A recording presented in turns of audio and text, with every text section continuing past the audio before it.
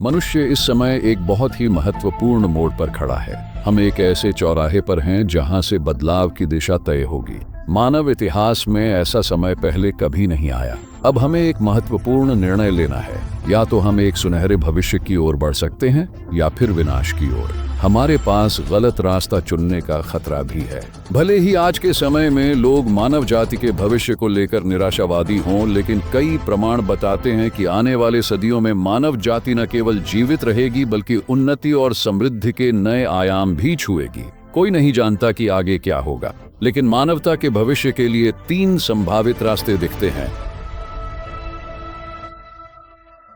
पहला, विनाश। ये वो स्थिति है जब दुनिया भर की आपदाएं मानव सभ्यता को नष्ट कर देगी और शायद पूरे मानव जाति के अंत का कारण भी बन सकती हैं। दूसरा है रुकावट। इसमें मानवता पूरी तरह से पतन से तो बच जाएगी, लेकिन अपने विकास की सीमा तक ही सीमित रह जाएगी। तीसरा है उत्कर्ष। इस रास्ते में मानव अपनी पूरी क्षमता को पहचान कर उसका उपयोग करेगा। आबादी अरबों खरबों तक बढ़ जाएगी या मानव किसी ऐसी उन्नत अवस्था में पहुंच सकता है जिसकी हम अभी कल्पना भी नहीं कर सकते। ये रास्ते ये स्पष्ट करते हैं कि हमें किन खतरों का सामना करना होगा और किन किन उपलब्धियों को पाने का अवसर है। हम एक अनिश्चित युग में प्रवेश कर रहे हैं जहां हमें न केवल पृथ्वी के लिए बल्कि अपने अस्तित्व के लिए भी बल्कि खुद मनुष्यों से है। परमाणु हथियारों के आने के बाद आत्मविनाश का खतरा कहीं अधिक बढ़ गया है। रिसर्च के अनुसार हमारे खुद के कारण मानव जाति के खत्म होने का खतरा प्राकृतिक खतरों से 300 गुना ज्यादा है और इनमें से 4 मुख्य बड़े खतरे हैं। पहला है परमाणु युद्ध। बड़े पैमाने पर परमाणु युद्ध से दुनिया का तापमान 10 डिग्री सेल्सियस तक गिर सकता है और 63% आबादी खत्म हो सकती है। दूसरा है क्लाइमेट चेंज। अगर मौजूदा रफ्तार से कार्बन डाइऑक्साइड गैस का उत्सर्जन होता रहा तो साल 2100 तक तापमान 2.7 डिग्री तक बढ़ सकता है, जिससे 1 अरब से ज्यादा लोग बेघर हो सकते हैं। तीसरा है बायोटेक्नोलॉजी। ये तकनीक बड़ी समस्याओं को हल कर सकती है, लेकिन इसके दुरुपयोग से दुनिया भर में आपदा का खतरा भी हो सकता है। चौथा है आर्टिफिशियल इंटेलिजेंस यानी AI। ये पहला ऐसा खतरा है जिसे रोकना शायद हमारे बस में न हो। या तो AI हमारी सबसे बड़ी ताकत बन सकता है या फिर हमारे लिए सबसे बड़ा खतरा। लेकिन साथियों, इतिहास गवाह है कि मानव ने हर आपदा से कुछ नया सीखा है। हमारी आबादी का बड़ा आकार और दुनिया भर में फैले हमारे समाज हमें पूरी तरह खत्म होने से बचाते हैं। अगर किसी बड़ी आपदा में 99.9% मानव खत्म भी हो जाए तो भी 80 लाख लोग बचेंगे। हमारी तकनीक और कस्टमाइज्ड क्षमता ने हमें तेजी से विकास करने में सक्षम बनाया है। हमारी विभिन्न आहार आदतें और जीवित रहने की क्षमता हमें बड़ी आपदाओं में भी टिके रहने में मदद करती हैं। कुल मिलाकर मानव जाति के पूरी तरह से विलुप्त होने का खतरा इस बात पर निर्भर करता है कि हमारी सभ्यता कितनी मजबूत है। हम कितने बड़े झटकों को सह सकते हैं और फिर भी आगे बढ़ सकते हैं। साल 1347 में ब्लैक डेथ नामक महामारी ने यूरोप की आधी आबादी और विश्व की लगभग 10% आबादी को खत्म कर दिया था। इसके बावजूद मानव विकास रुका नहीं। सिर्फ 200 साल बाद ही वैज्ञानिक क्रांति का आगमन हुआ। अगर ऐसा कोई संकट आज हो जाए तो ये दुनिया भर की अर्थव्यवस्था को भारी नुकसान पहुंचा सकता है। लेकिन अगर हमारी आधारभूत संरचना और ज्ञान सुरक्षित रहते हैं तो हम पुनः उभर सकते हैं और विकास की ओर बढ़ सकते हैं। हालांकि अगर कोई बड़ी आपदा दुनिया भर के उद्योग को पूरी तरह रोक दे तो पूर्ण सुधार में अधिक समय लगेगा। और अगर कृषि उत्पादन की क्षमता खत्म हो जाए तो हमें फिर से शिकार और भोजन इकट्ठा करने वाले जीवन शैली को अपनाना पड़ेगा। लेकिन इस तरीके से केवल 1 करोड़ लोग ही जीवित रह सकते हैं, जो लगभग 10,000 साल पहले के मानव आबादी के बराबर है। एक अनुमान के अनुसार यदि 5,000 लोग भी बचते हैं तो मानवता को फिर से शुरू करने का मौका मिल सकता है। लेकिन अगर इससे कम लोग बचते हैं तो बॉटलनेक डिफेक्ट के कारण मानवता हमेशा के लिए खत्म हो सकती है।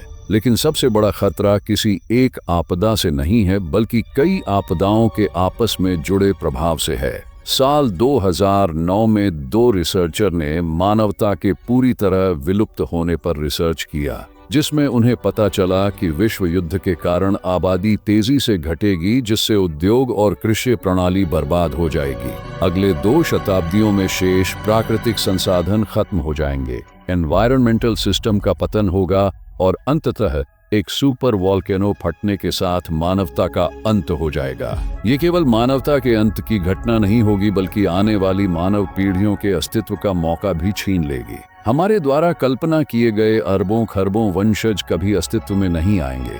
दूर दराज के तारे और ग्रह खोजने वाले कोई भी लोग नहीं होंगे।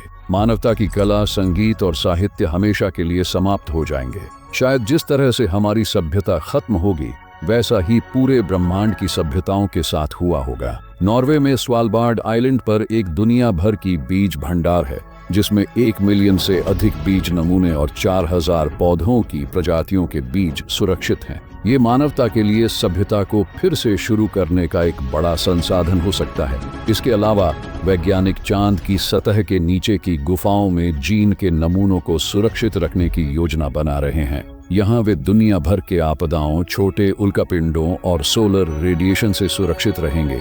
मानवता के लंबे समय तक अस्तित्व के लिए सबसे अच्छा तरीका ये है कि हम मल्टी प्लैनेट स्पीशीज बने। अगर मानवता किसी अन्य ग्रह पर अपनी जगह बना लेती है तो हमारी विलुप्ति की संभावना काफी हद तक कम हो जाएगी। हालांकि हमें पृथ्वी के बाहर नई और अज्ञात चुनौतियों का सामना करना पड़ेगा, लेकिन क्या हमारे पास इस भविष्य को साकार करने की क्षमता है? और क्या हम अपने विकास की सीमा तक पहुंच गए हैं? थ्योरी कहती है कि मानवता स्थिर रहकर खुद को बचा सकती है, लेकिन असल में ये स्थिरता ज्यादा दिनों तक टिक नहीं सकती। हमारी तकनीक, प्रगति और ऊर्जा खपत तेजी से बढ़ रही है। क्लाइमेट चेंज हमारे सभ्यता को नई दिशाओं में ले जाने के लिए मजबूर करेगा। आने वाले हजारों वर्षों में हमें सुपर वॉल्केनो के विस्फोट और एक नई हिमयुग का सामना करना पड़ेगा। और अगर हमने सभी जीवाश्म ईंधन जला दिए और पृथ्वी को बर्बाद कर दिया, तब भी बर्फ का आना नहीं रुकेगा। बिना क्लाइमेट मैनेजमेंट के बर्फ की मोटी परतें फिर से समुद्र तटों को ढक देंगी। साथियों, कुछ रिसर्चर का मानना है कि हर 2.7 करोड़ साल में पृथ्वी एक विलुप्ति के चक्र से गुजरती है।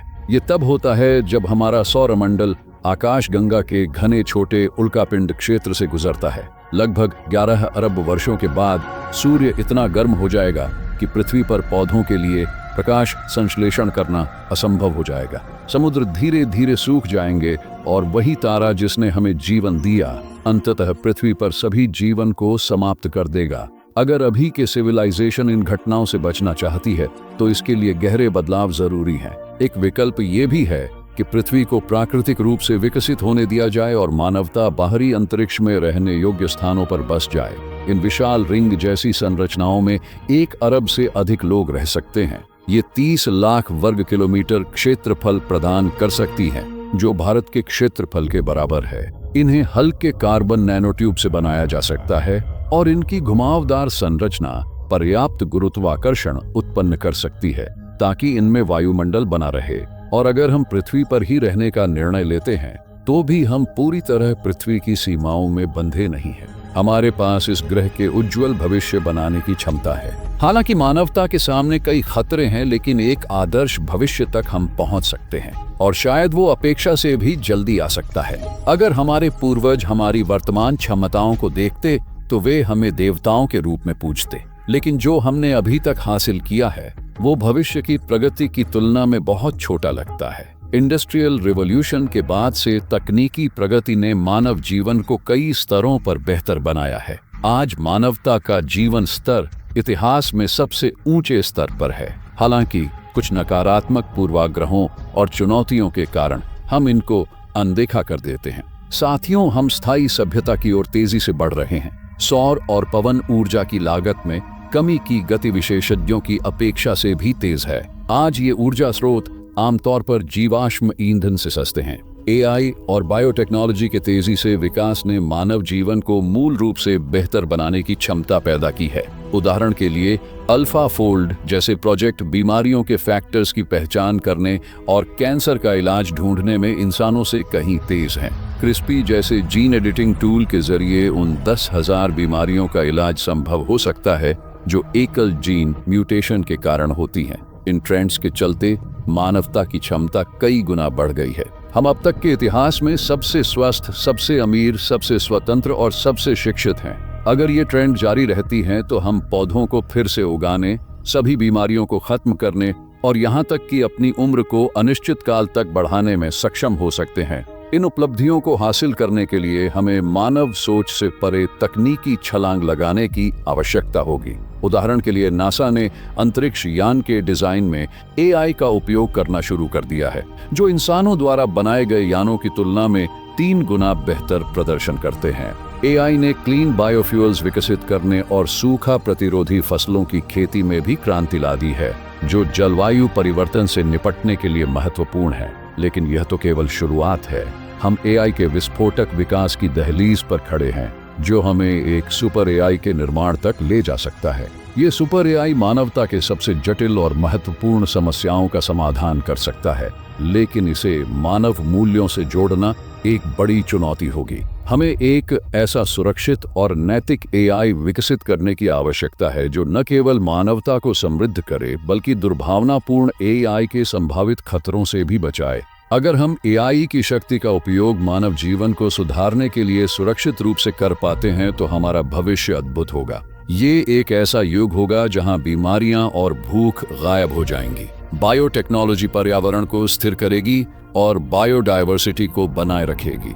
एआई के माध्यम से प्रचुर मात्रा में स्वच्छ ऊर्जा उत्पन्न होगी। रॉकेट तकनीक और विज्ञान में बड़ी प्रगति के साथ मानवता दूर दराज के तारामंडल तक पहुंच सकेगी। नए कला रूप और भाषाएं विकसित होंगी और हमारे सौंदर्य की समझ नए स्तर पर पहुंच जाएगी। और ये सब शायद एक और महान भविष्य की शुरुआत होगी। और यदि हमारी ऊर्जा खपत इसी प्रकार तेजी से बढ़ती रही, तो एक दिन ऐसा आएगा जब हम पृथ्वी द्वारा प्राप्त होने वाली ऊर्जा से भी अधिक ऊर्जा को नियंत्रित करने में सक्षम हो जाएंगे। उस समय हम फर्स्ट कैटेगरी की सभ्यता बन जाएंगे। हाल की एक रिसर्च के अनुसार ये स्थिति साल 2371 तक संभव हो सकती है। अगर ऊर्जा खपत की दर 3% प्रतिवर्ष बढ़ती रही, तो कुछ हजार वर्षों में हम सेकंड कैटेगरी की सभ्यता तक पहुंच सकते हैं, जिसमें हम पूरे सूर्य से मिलने वाली ऊर्जा का उपयोग कर सकेंगे। अगर मानवता सूर्य के जीवन के 51 अरब वर्षों बाद भी जीवित रहती है, तो उस समय मानव आबादी 60 खरब तक पहुंच सकती है। ये विस्तार अंतरिक्ष में उपनिवेशों के निर्माण के माध्यम से संभव होगा। लेकिन जैसे जैसे हम समय और स्थान में दूर जाएंगे, मानवता में प्रकारें बढ़ेगी और शायद अलग अलग प्रजातियों में विभाजित हो जाएगी। कुछ लोग मशीनों के साथ मर्ज करके नई प्रजातियों का निर्माण कर सकते हैं और प्राकृतिक विकास को छोड़कर तकनीकी विकास को अपनाएंगे। वहीं कुछ लोग पूरी तरह जैविक रूप से इंसान बने रहना पसंद करेंगे। ये विभाजन शायद निएंडरथल मानवों के समय के बाद पहली बार होगा जब एक से अधिक मानव प्रजातियां अस्तित्व में होंगी। अगर हम अपने मस्तिष्क और चेतना को डिजिटल रूप में बदल सकें, तो मानवता कई मानसिक रूपों में प्रकट हो सकती है। इससे नई संभावनाओं और विकास की धाराओं का जन्म होगा। जैसे जैसे हम नई और अधिक शक्तिशाली जीवन रूपों का विकास करेंगे, एक बड़ा सवाल खड़ा होगा। हमारे अस्तित्व का उद्देश्य क्या है? हम पूरे आकाशगंगा में उपनिवेश बनाने का लक्ष्य रख सकते हैं और तीसरी कैटेगरी की सभ्यता बन सकते हैं और अपनी आवश्यकताओं के लिए पूरे गैलेक्सी की ऊर्जा का उपयोग कर सकते हैं। हमारा एक और उद्देश्य ये हो सकता है कि बड़ी संख्या में तारों के मरने के बाद भी हम अस्तित्व में बने रहें। ये घटना लगभग 1 करोड़ खरब वर्षों बाद होगी, लेकिन ये सपने मानवता के किसी बहुत दूर के वंशज द्वारा ही पूरे किए जा सकेंगे, जिनकी क्षमताएं मूल मानव से कहीं अधिक विकसित होंगी। शायद मानवता का सबसे महत्वपूर्ण लक्ष्य हमारे सामने मौजूद समस्याओं को हल करना होना चाहिए। पृथ्वी हमारी छोटी सी चट्टानी ग्रह वो स्थान है जहां से ये सब शुरू हुआ। अगर हम पृथ्वी को सूर्य के बढ़ते ताप से बचाने में सक्षम होते हैं, तो हम इसके जीवन को अरबों वर्षों तक बढ़ा सकते हैं। ये प्रक्रिया चंद्रमा के पीछे विशाल भार वाले कंडक्टर स्थापित करके की जा सकती है, लेकिन इस कार्य में लाखों साल लग सकते हैं। लेकिन ये मानवता के लिए एक मूल्यवान लक्ष्य होगा। ये कदम न केवल हमारे द्वारा किए गए पर्यावरणीय विनाश की भरपाई करेगा, बल्कि आने वाले समय में जीवन को और समृद्ध बनाएगा। ये मानवता के लिए अंतिम उद्धार का कार्य होगा। केवल सबसे खराब परिस्थितियां ही हमें इस लक्ष्य को प्राप्त करने से रोक सकती हैं। अगर हम इन बाधाओं से बच गए, तो हमारे पास ब्रह्मांड में नई जीवन की वृक्ष बोने की संभावना होगी। ये वृक्ष पृथ्वी से परे पूरे ब्रह्मांड में फैल सकता है और इतिहास हमें ये सिखाता है कि मानवता की शक्ति को कभी कम मत आंकिए।